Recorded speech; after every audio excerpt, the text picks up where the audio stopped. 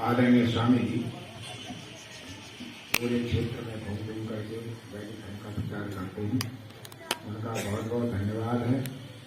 तो एक चीज में हमें आपत्ति है, स्वामी जी गुरुवार मत कहा करो।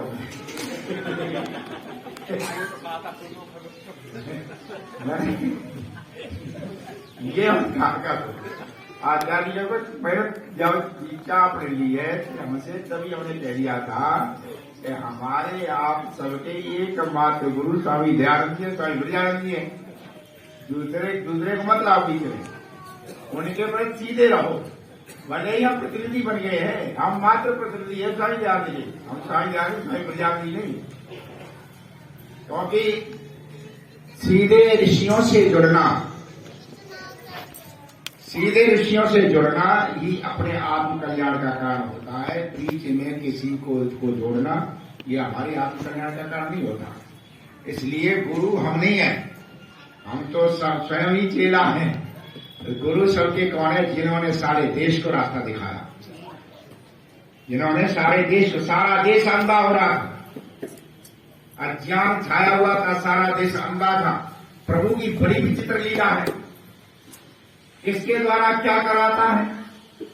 सारे देश को रास्ता दिखाने वाला व्यक्ति स्वयं अंधा था। कौन? स्वामी ब्रजानंद जी। सारे देश को रास्ता दिखाए, अपने आगे नहीं। तो ऐसी विचित्र प्रभु की लीला है, वो कहां पर, कब, किसमें, कहां पर अपने ज्ञान को प्रकट करे। तो स्वामी दयानंद, स्वामी ब्रजानंद ये हमारे लिए गुरु स्थान पर यही है। दूसरा कोई गुरु स्थान पर मानते रहते तो नहीं, तो हम जो कुछ है वो सब प्रतिनिधि हैं। दयानंद के प्रतिनिधि हैं, ब्रजानंद के प्रतिनिधि हैं। तो फिर जब आप ये कह देंगे हमसे गुरुवार, तो मुझे लगता है कि स्वामी दयानंद को काट रहे बीच में से।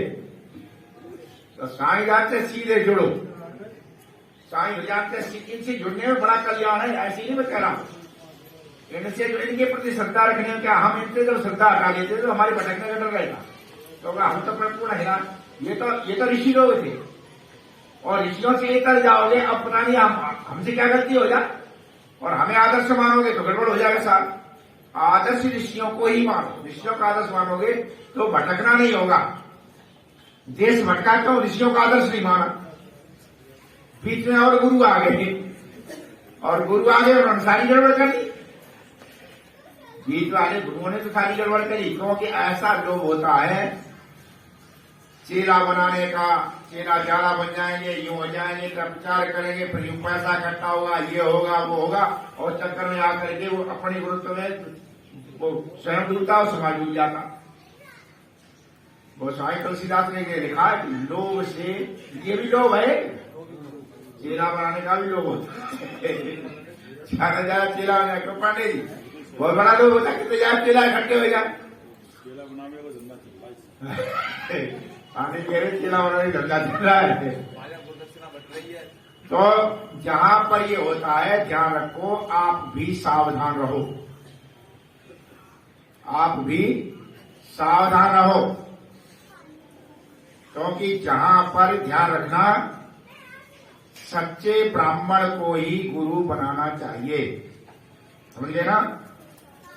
और ब्राह्मण शब्द आते ही आपके अंदर एक रूढ़िवादिता आ जाती है। चोटी रखा रखी हो, पत्रा लिया हो, वो लिया हो, उसे आप ब्राह्मण मानते हैं। ब्राह्मण उसका नाम नहीं है, ब्राह्मण उसका नाम नहीं है। ब्राह्मण उसका नाम है जो वेदों का विद्वान हो, और निलोभी कैसा हो। हमारे यहाँ जब प्रमाण कहा गया ना, कि प्रमाण किसकी बात माने, प्रमाण उनकी बात मानो जो कुंभी धान्य हो। प्रमाण किसकी मानो? जो कुंभी धान्य हो। कुंभी धान्य मतलब जानते हैं ना, जिनके घर में घड़ा वही रहता, ज्यादा नहीं रखते। एक घड़ा बहुत है आटे का, गेहूं का ज्यादा नहीं, ज्यादा है, समाज जाएंगे अपने आप समझ दे देगा, इससे ज्यादा संग्रह नहीं करता ना। क्योंकि धर्म पर हमेशा ये धर्म को मनु महाराज ने कह दिया, अर्थ कामेश असक्ता नाम धर्म ज्ञान विधीयते। धर्म का ज्ञान उससे ही होता है जो अर्थ और काम में आसक्त नहीं होता। अर्थ और काम में आसक्त होगा, धर्म का ज्ञान उससे हो ही नहीं सकता। गुरु महाराज ने लिख दिया था, जहां कहीं कोई भी हो, यदि अर्थ और काम में आवश्यकता है तो समझो धर्मात्मा न बन सकता, न उसे धर्म का ज्ञान है। धर्म का ज्ञान उसे ही होता है जो अर्थ काम से एकदम दूर पड़ा हो। और ऐसे ही हमारे यहां हुए पुराने समय में बहुत अच्छे ऋषि थे, अपने रहते थे, झोपड़ी बनाई, पत्नी वही रहती, भिक्षा मांगने चले जाते। अब किसी को बड़ी दया आई कि ये तो बेचारा बड़ा गरीब है, उन्होंने भिक्षा दी तो भिक्षा में ही स्वर्ण मुद्राएं और दे दी। भिक्षा में स्वर्ण मुद्राएं दे दी। जब दे दी तो वो घर ले आकर उन्होंने रख दिया। पत्नी ने देखा वो गेहूं साफ कर दी। तो जब उन्होंने देखा तो उसमें स्वर्ण मुद्राएं पड़ी हुई। बोले कहां से भिक्षा लाए हो? उन्हें क्यों? रोज जाते हैं कि भाई किसी ने दे दी, तो भिक्षा कहां से लाए? जहां जाते वही दे दी। क्या बात है? आज इसमें बहुत कूड़ा है। पत्नी बोली आते इसमें बहुत कूड़ा कहां से लाए इसका? उन्होंने स्वर्ण मुद्राओं को कूड़ा कह दिया, तो बहुत कूड़ा ले आए तो इसमें। अच्छा, जहां पर स्वर्ण मुद्राएं कूड़ा मानी जाएंगी वहां धर्म का सही ध्यान रखा। वो आदमी लोभ में आएगी नहीं, लालच में आता ही नहीं। और जहां लोभ और लालच कहीं पर भी आ गया वहां धर्म का प्रचार नहीं होता। वो स्वामी तुलसीदास ने बहुत सुंदर लिखा है, 100 गुण को गुण लोभो भयो, फिर यो गुण और भयो ना भयो। सारे अवगुणों का गुण क्या है? लोभ है। लोभ ही तो आदि माना जाता है ना। 100 गुण को गुण लोभो भयो, फिर यो गुण और भयो ना भयो। जिनके मन में चुगली उगली, जिनके मुख ते चुगली उगली, उन पाप को भी भयो न भयो। जिनके मुंह से चुगली निकलती है वो उन्होंने पाप का भी बोलिया।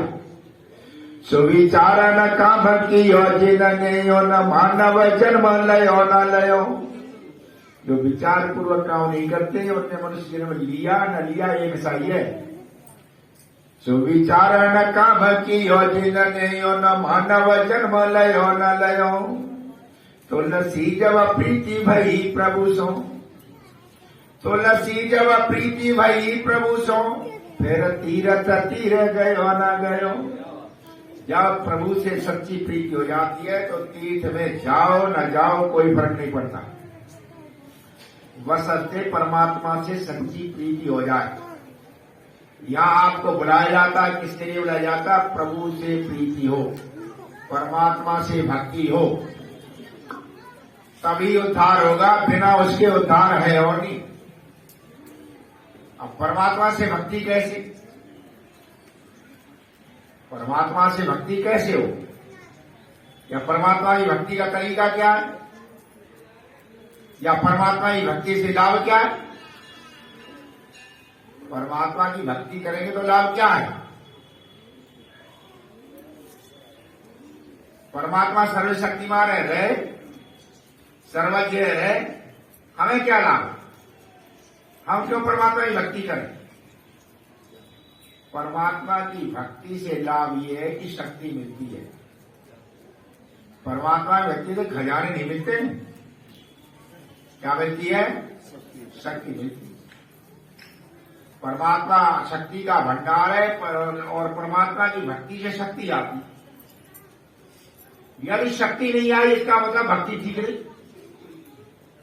स्वाभाविक सोचिए, हमारे जीवन का उद्देश्य क्या? यही है। पहले जीवन के उद्देश्य को समझो।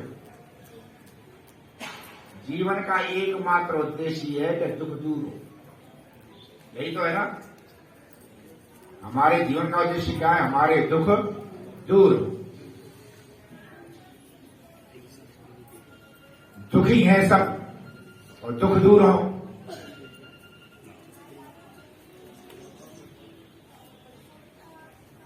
अब दुख दूर हो कैसे?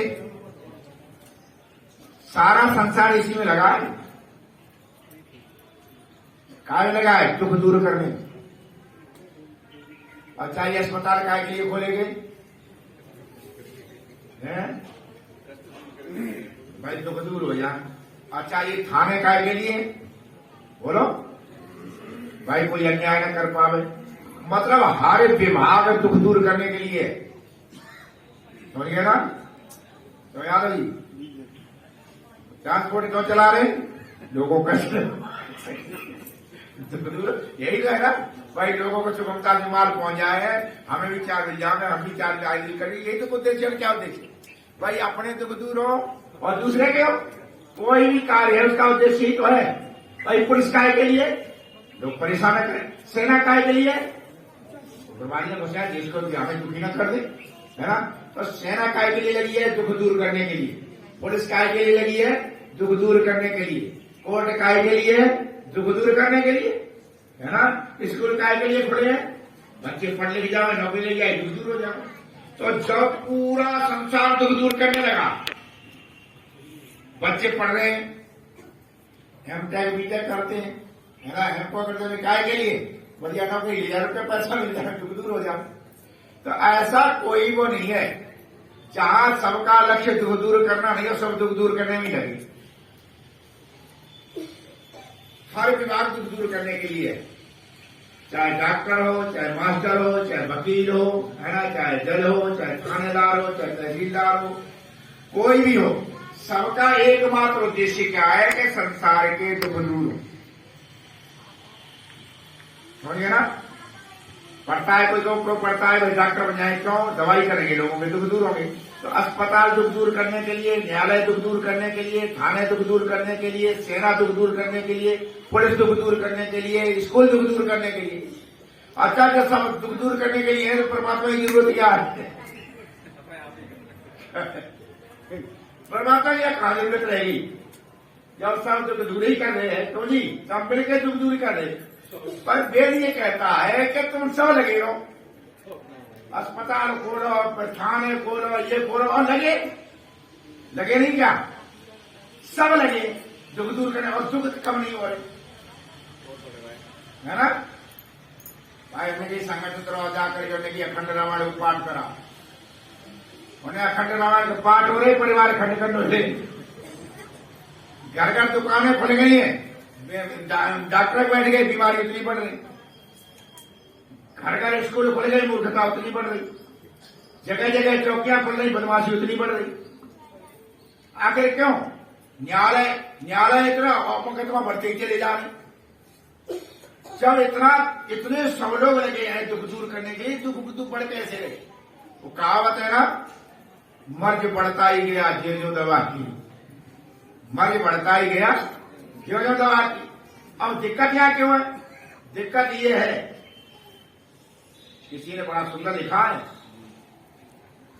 कि उस मरीज की क्या हालत होगी जो मर्ज कोई दवा समझता, उसकी क्या हालत होगी जो मर्ज कोई दवा समझता। हमारा ये हाल है। तो ये सब जब लगे हुए हैं, सब लगे हुए हैं, तो स्वामी जी आप भी लगे हुए दुख दूर हो गए, है ना? हमारा देव शरण लगा हुआ था, पिताजी लगे रहे, हम भी लगे रहे, और दुख नहीं दूर होते, किसी के भी दुख बढ़ते चले जा रहे। इसका कारण क्या? क्यों बढ़ रहे हैं दुख का कारण क्या? सरकार लगी है, योजना बना रही, सड़कें बना दो, बढ़िया गाड़ियां चला दो, बढ़िया ये बना दो, जाकर ये बढ़िया कॉलोनियां बना दो, कहीं गंदगी ना रहे और दुख ना दूर रहे। कमाल ये है कि बढ़िया से बढ़िया चीजें लाए और बदमाशी बढ़िया से बढ़िया बन जाते, उतना ही काम कर देते। जब उतना ही काम करते हैं तो फिर इसका कोई इलाज है कि नहीं है? जब इतना सब दुख दूर करने लगे फिर भी दुख दूर नहीं हो रहे, बढ़ते जाने का इलाज क्या? तो इलाज वेद ने ही बताया। वेद ने क्या कहा? वेदाहमेतम पुरुषम महांतम आदित्य वर्णम तमसा परस्ता तमेव विदित्वा इति मृत्युमेति नान्य पंथा विद्यते अनाय। वेद ने क्या कहा है? वेदाहमेतम पुरुषम महांतम, हम उस महानतम सबसे महान पुरुष अर्थात परमात्मा को जाने। वेद का मतलब जाने, वेद का मतलब क्या है? जाने। जो सबसे महान है उस महान को जाने।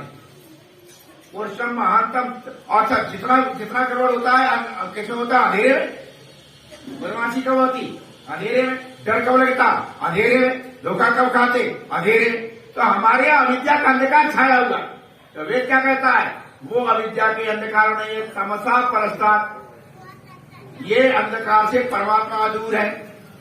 तमेव विदित्वा, उसी को जान करके अतो मृत्यु वेदी, मृत्यु आदि दुखों से दूर हो सकते हो। नान्य पंथा विद्यते, तेरा कोई रास्ता नहीं, एकमात्र रास्ता है क्या? परमात्मा हो जाओ। एकमात्र रास्ता क्या है? परमात्मा हो जाओ। अच्छा, परमात्मा हो जाने से होगा क्या? शक्ति मिलेगी। कल मैंने क्या कहा था? प्रकृति का नियम है पांडे जी, जहां जिस चीज की कमी होती है वहां दो चीज भागती है।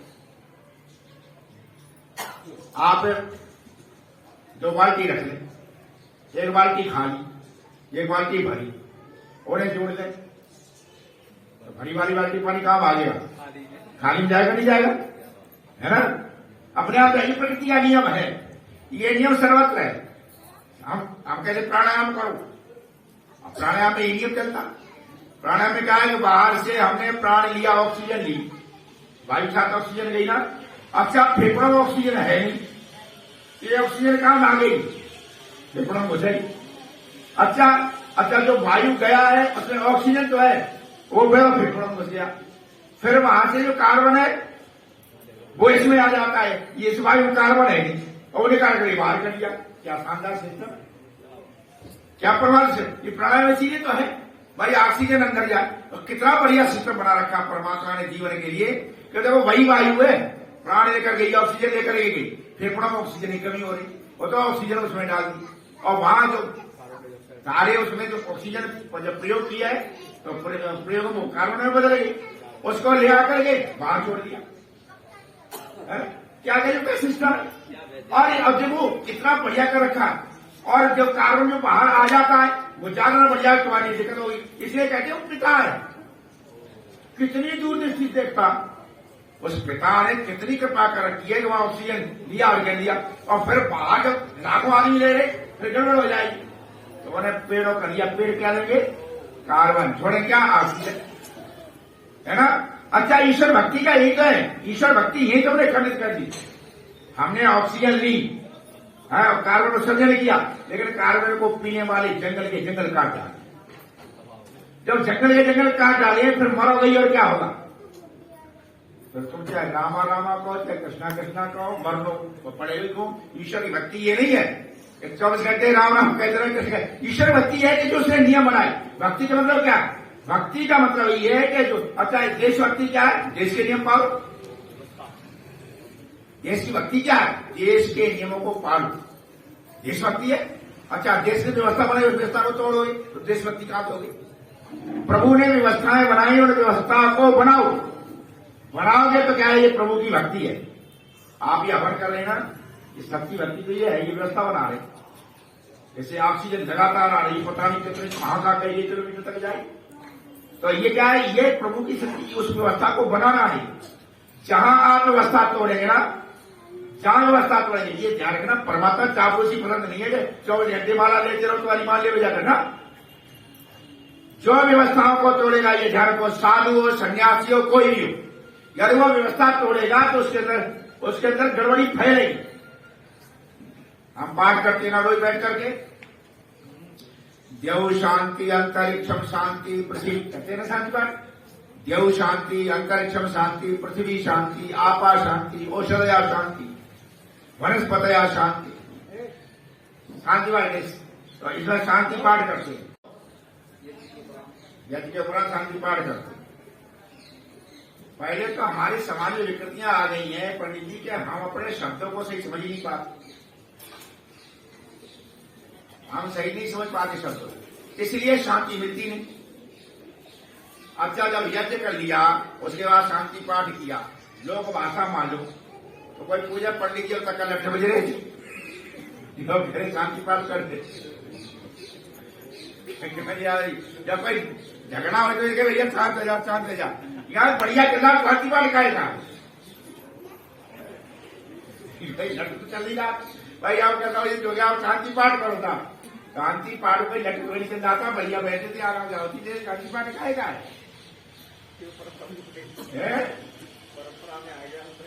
हाँ, तो समझो शांति पाठ क्यों किया गया। सब काम करेगा शांति पाठ। तो पहले समझिए शांति का अर्थ क्या होगा। जब तक शांति का अर्थ नहीं समझते ना तो शांति मिलेगी। शांति का स्वरूप क्या?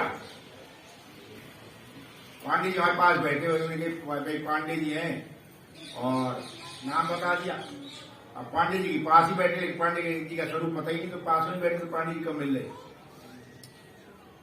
भाई। पांडे जी पास में बैठे, स्वरूप हमें पता ही नहीं तो मिल जाएंगे, पास में बैठे तो। उसी तरह शांति मिलेगी नहीं जब तक शांति के स्वरूप का पता नहीं। एक व्यक्ति ने घर से परेशान होकर कपड़े रख दिए, तो चलो मथुरा वृंदावन चलेंगे, तो सब जगह घूमया, हरे रामा हरे कृष्णा सब करे आया। जय गुरुदेव यहाँ घूमता घामता आया, खैर वो पता नहीं कैसे आ गया हमारे पास में। कहाँ से आयो? उन्हें सब जगह घूमे आए, धक्के खाए तो शांति ना मिले। घर में कभी लट्टे बजे हो क्या घर कैसे छोड़ दिया? प्राय करके लोग घर सब छोड़ते ना, वो तो तुलसीदास कर दिया ना, नारमली घर संपत्ति नाती मुड़ मुड़ाए बने सन्यासी। तो कोई परिस्थिति बनता तो मैंने कहा नहीं, मेरे घर पर है, मैं तो अध्यापक रहा, रिटायर हूं। आध्यात्मिक प्रवृत्ति है पर शांति नहीं मिल रही और सब जगह गई। तो मुझे वहां कभी शंकर का एक पद याद आया, उपदेश अनेक सुने मन को रुचि के अनुसार सुधार चुके। बड़ी कथाएं सुनी, बड़े उपदेश सुने। किसी ने कहा योग करो, किसी ने कहा यहाँ ध्यान लगाओ, ध्यान लगाते रहे, ध्यान लगाओ, ध्यान लगाते रहे। उन्होंने कहा गायत्री मंत्र जब गायत्री जब लिया, किसी ने कहा राम राम को राम राम कहने लगा। जो कुछ कहा सब किया पर बात बन नहीं। उपदेश अनेक सुने मन को रुचि के अनुसार सुधार चुके। धरा ध्यान यथा विधि मंत्र जपे। गुरु मंत्र भी ले लियो, जपते रहे। धरा ध्यान यथा विधि मंत्र जपे, सब वेद व शास्त्र विचार चुके। गुरु गौरव धार महंत बने। गढ़वा जोड़े कपड़ों डाले कर दी, महंत बने लोग पूजने लगे। गुरु गौरव धार महंत बने, धन धाम कुटुंब विसार चुके। धन धाम कुटुंब सब छोड़ दिए। अंत में बड़ा निचोड़ कहा कवि ने कहा, पर शंकर ज्ञान बिना न चरे चौर फेरे झक मार। कवि शंकर ज्ञान बिना न तरे चौर फेरे झक मार। चारों ओर झक मारते घूमते रहे पर ज्ञान के बिना तरे नहीं। तो ये ध्यान को, जब तक ज्ञान नहीं होता है, ज्ञान के बाद में फिर कर्म करो। जब तक ज्ञान नहीं है तब तक वो धार नहीं है। जो ये कह देते ना, बिना जाने वो कह दिया, ज्ञान की घोर अपेक्षा की नहीं। लोगों ने कविता बना दी है, चारों वेद पढ़ा के कछु न लाया है। खान का ही बात है।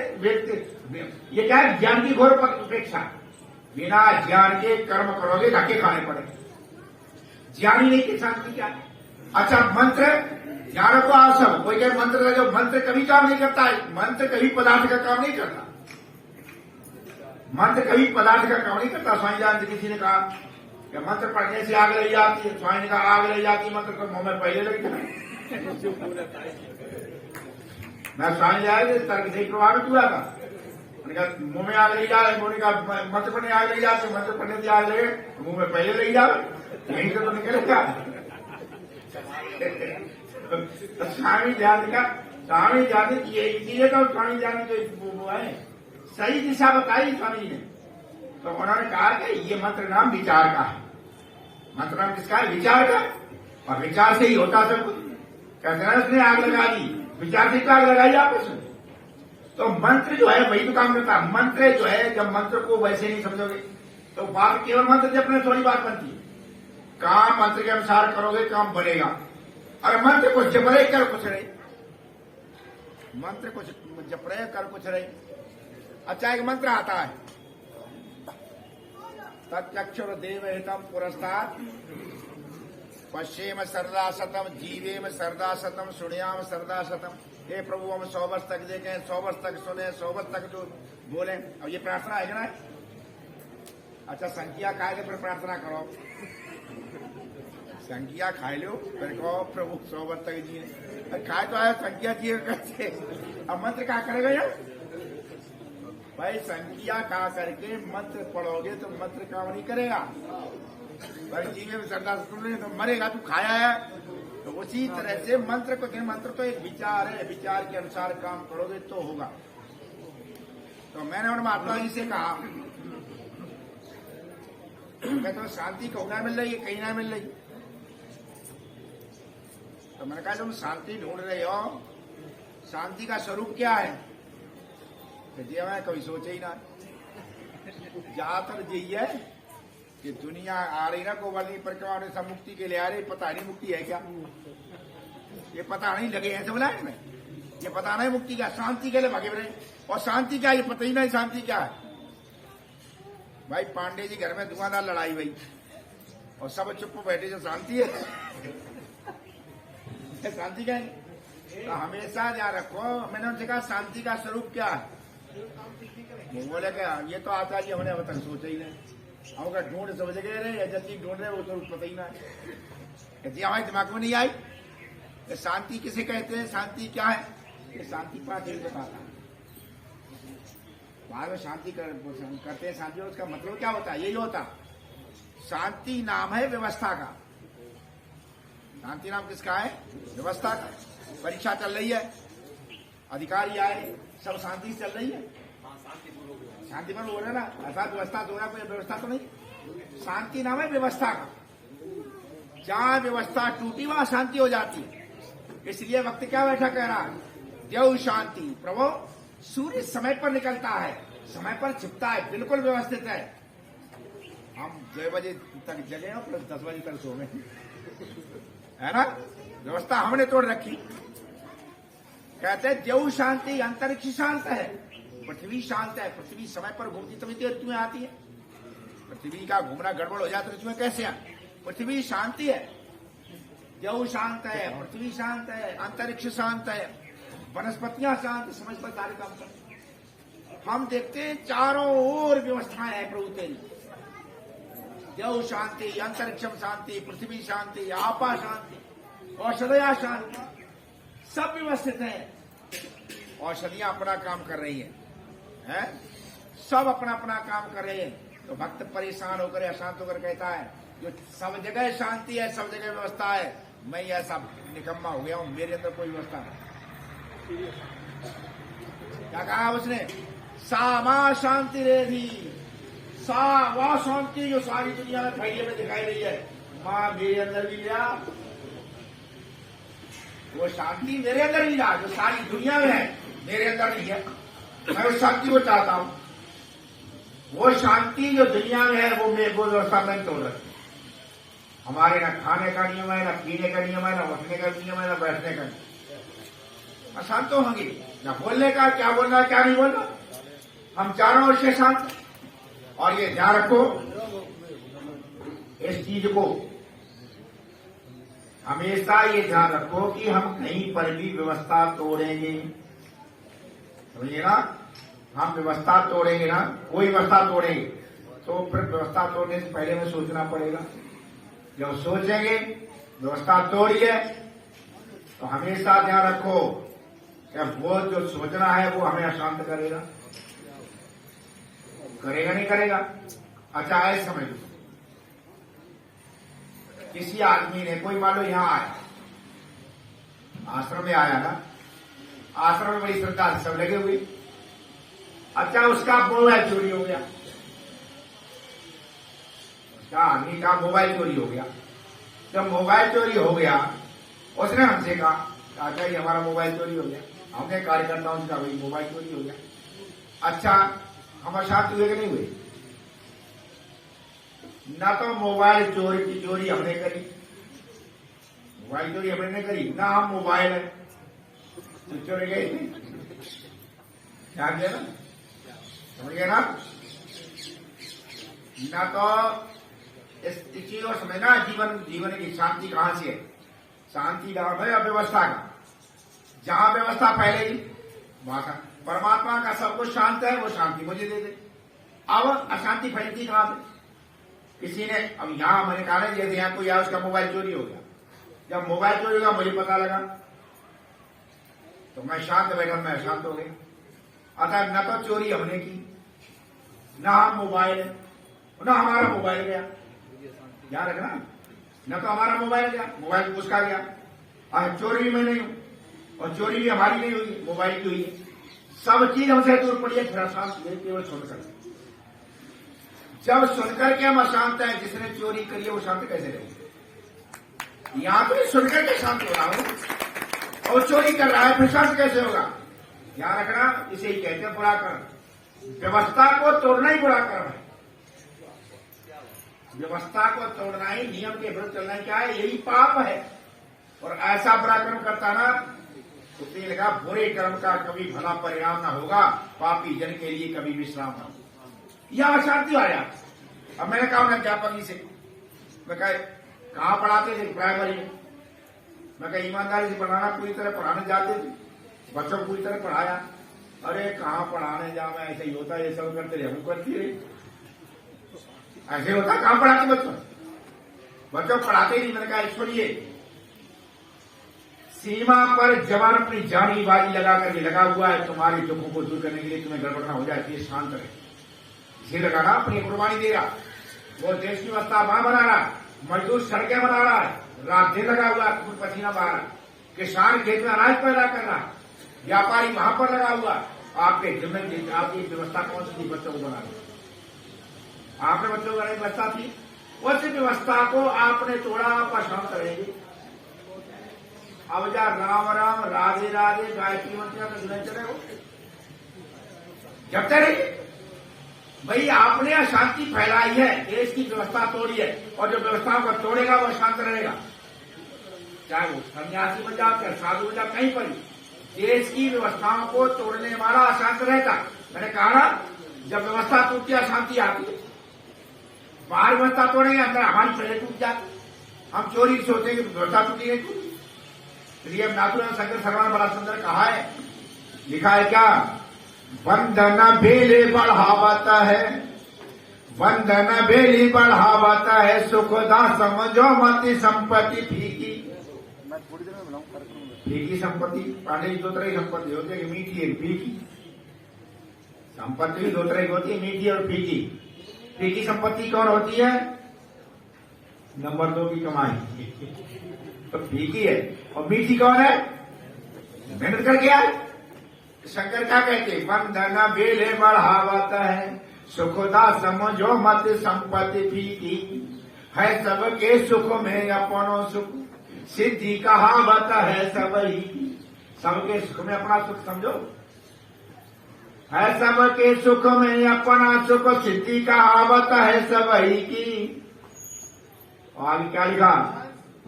लोक प्रबंध बिगाड़न शंकर, लोक प्रबंध बिगाड़न शंकर, या जग में करनी करनी की।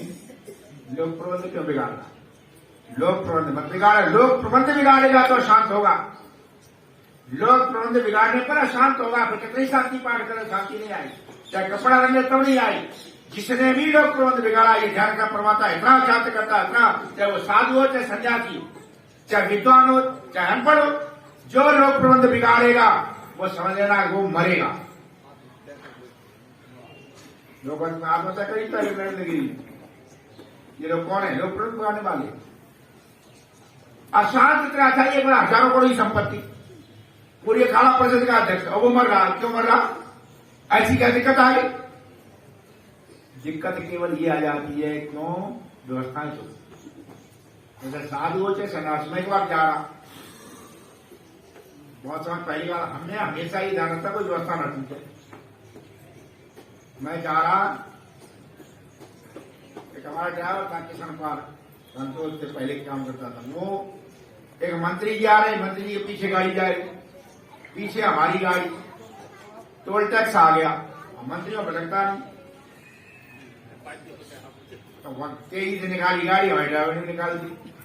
मैंने गाड़ी रोक, तेरे गाड़ी निकाली, वो तो मंत्री है, उसने गाड़ी रह जाए।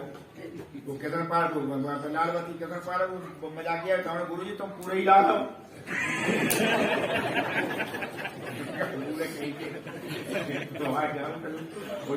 बात ये निकल रहा है, वहां पे लाल बत्ती तो पूरे ही लाल। मैंने कहा पीछे कर गाड़ी। पीछे गाड़ी करवाई, गाड़ी पीछे करके मैं टोल टैक्स हुआ, कर्मचारी मिलकर जिसने गलत गाड़ी निकाली तो बोले पैसा लो और इसकी पर्ची बनाओ। अब गाड़ी जब निकाल दी तो टोल टैक्स वाली भी सहानुभूति में आ गई। उन्होंने कहा नहीं महाराज तुम जाओ, कोई बात नहीं निकलेगी तो निकलेगी। मैंने ना जाए कैसे, तो कटवा पर्ची दे। और बोले ये पहले बाबा जी ऐसे आई पर्ची, बाबा जी चल रहे हैं क्या मात्रा में पर्ची का कटवा, ये पहले हमें पर्ची के बोला ना आता ही तो जा तक जाऊंगा, पर्ची पैसा तू जमा कर दे, हमें पर्ची तो ये जमा कर दे, हमें चले जाऊंगी। अरे महाराज देखो कर दे, बोले तो मेरी काट दे, मेरी काट दे। और जाओ बोलो गुरु जी तुम खाम खा या नियम पे हरे जाओ, लगने से 700 रुपया लग जा रहे हो। मैं 7 रुपया तेजी में जा रहे हो तो बेचते जा रहे हो। मैं चल लगने जाए, लगने जाए। अब वहां से हम टूल लाते रहे इधर वो करके शिकावत किराए पर पहुंचे, तब तक रजनी गाड़ी लेके आई। रजनी को जाना ना, रजनी यादव, वो गाड़ी लेके निकल गई। उसके ड्राइवर ने हमें देख लिया, आचार्य जा रहे, तो उसने तुरंत कहा आचार्य को रुक। मैं बाहर रुका, उनके पिताजी बड़े श्रद्धालु हमारे, उन्हें पिताजी कही आचार्य जा रहे। अरे तो यहाँ घर पे यहाँ आशीर्वाद मिल जाएगा। मैंने कहा मैं बहुत जल्दी हूँ, मुझे लखनऊ पहुंचना, आशीर्वाद की बात फिर देखे मैं बहुत जल्दी हूँ, तो मैं यही से आशीर्वाद ले लो। उन्होंने कहा आचार्य बहुत जल्दी में, कैसे हमारा मामा जी जल्दी में आशीर्वाद, तो कोई बात नहीं वहीं से आशीर्वाद दे देते, 11,000 रुपया दे दे। उसने 11,000 रुपया दिए, गुरु जी आते हैं 11,000 रुपया कह दी। मैं ड्राइवर से कहा दे दे,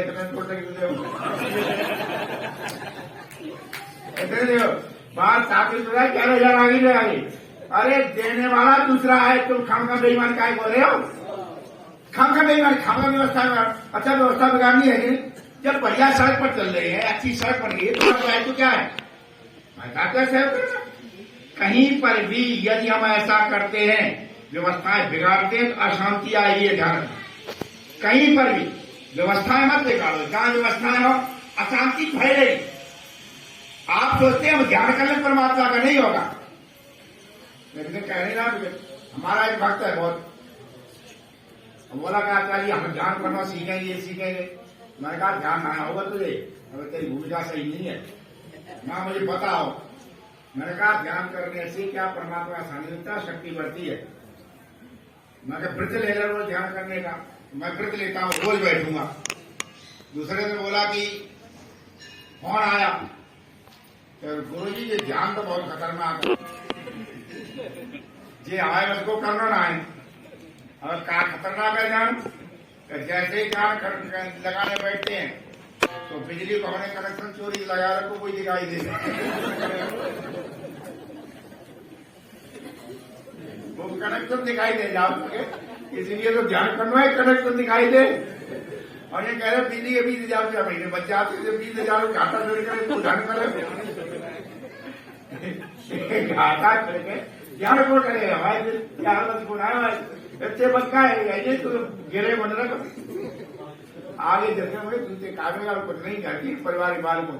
तो ये क्या है, जब ध्यान करने बैठेगा तो क्या दिखाई देगा, कनेक्शन दिखाई देगा। कारण क्या है, जब आप ध्यान करने बैठेंगे तो ये हमारे पास एक मुनि है, कौन मन, तो सारी फाइल खोल देता है, तुमने क्या किया है, सारी फाइल खोल देते, तो क्या करके आ रहे। अच्छा वो फाइल खोलेगा, बताता सही तुम कहाँ गलत कर रहे, कहाँ सही कर रहे।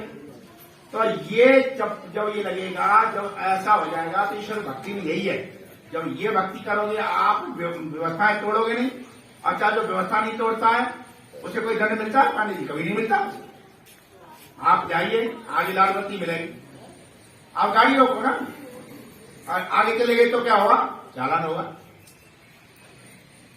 चाहे सरकार में आप नौकरी कर रहे हैं, कुछ भी कर रहे हैं, आप चालान हो जाएगा, क्योंकि आपने लाल बत्ती का जाना तो है ही, रुकना थोड़ी है, जाना है।